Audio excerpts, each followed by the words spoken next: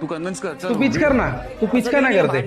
कर ना पिच, आम्ही करू, आहेत आम्ही तुझ्या सोबत. पण जेव्हा वेळ आली कॅप्टन्सी टास्क त्या प्लेट मध्ये फळं ठेवायची, तेव्हा एका माणसाने आपला निर्णय पाठीमागे घेतला. का? कारण विशाल बोलला होता की कॅप्टन जो बनेल टोळीचा बनेल, आणि टोळीचा कॅप्टन बनला की मला कुठलाही कॅप्टन बनला तरी मला आवडेल. पण याच्यामध्ये दोघं कॅप्टन मधून एक कॅप्टन बनवायसाठी राकेश बापट यांचा बॅकफूटचा निर्णय की मला दोघांपैकी कोणालाही वोट करायचं नाही. एका ठिकाणी राकेश बापट सगळ्यांना प्रॉमिस देत फिरतोय की मी तुमच्या साईडने आहे, मी तुमच्या साईडने खेळणार, आणि दुसऱ्या साईडला राकेश बापट नेमका कोणता गेम खेळतोय हा प्रश्नचिन्ह सर्व मेंबर्सला पडलाय, पूर्ण महाराष्ट्राच्या ऑडियन्सला पडलाय. नेमका राकेश बापट हा कुठला बिग बॉस खेळतोय, ज्याला बिग बॉस समजतो आहे की नाही, हा सर्वात मोठा क्वेश्चन आहे, सर्वात मोठा प्रश्नचिन्ह आहे.